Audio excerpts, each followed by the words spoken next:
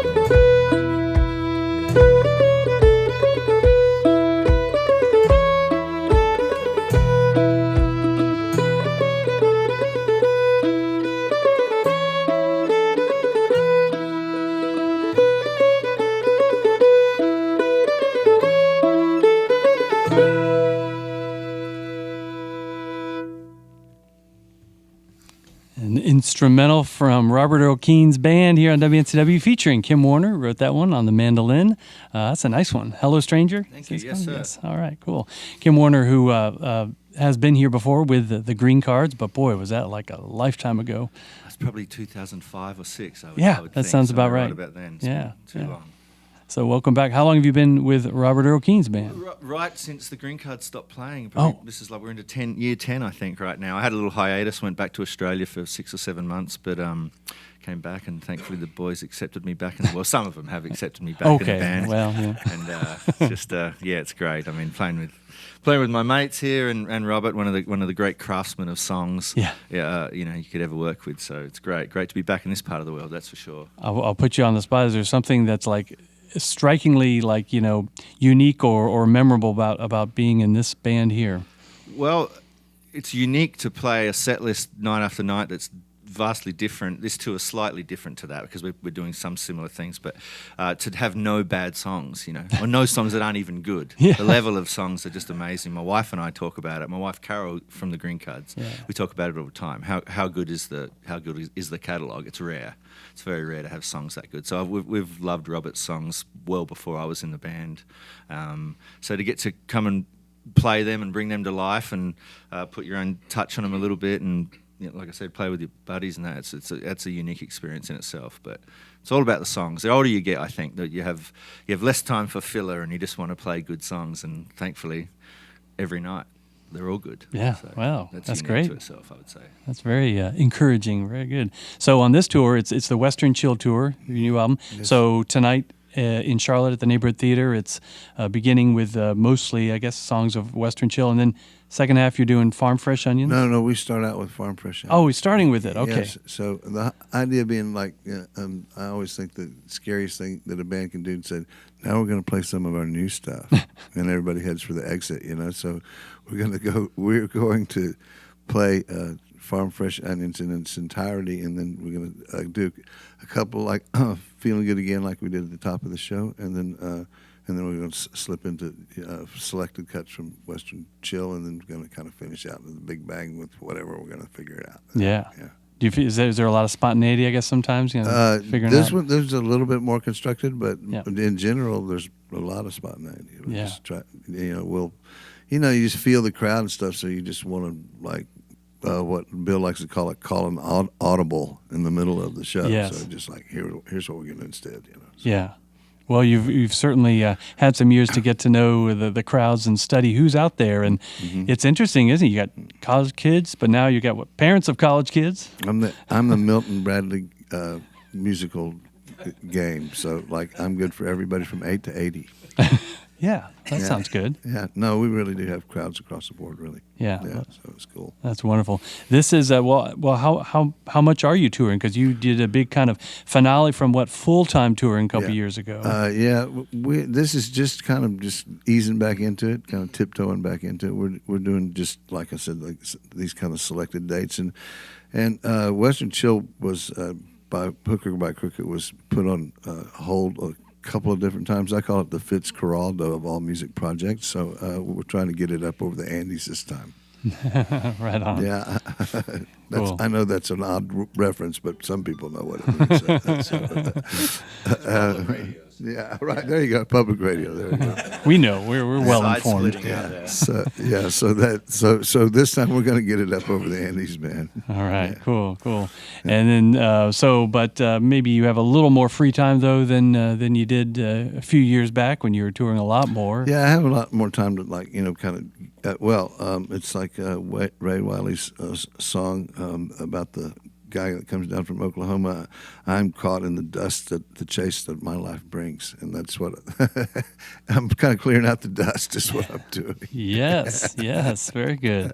I like seeing about one thing you do. I'm a little late to it, but the Americana podcast, a little series you're a co-host of. Yeah, this is year 5. All right. Yeah, as a matter of fact, Ray Wiley.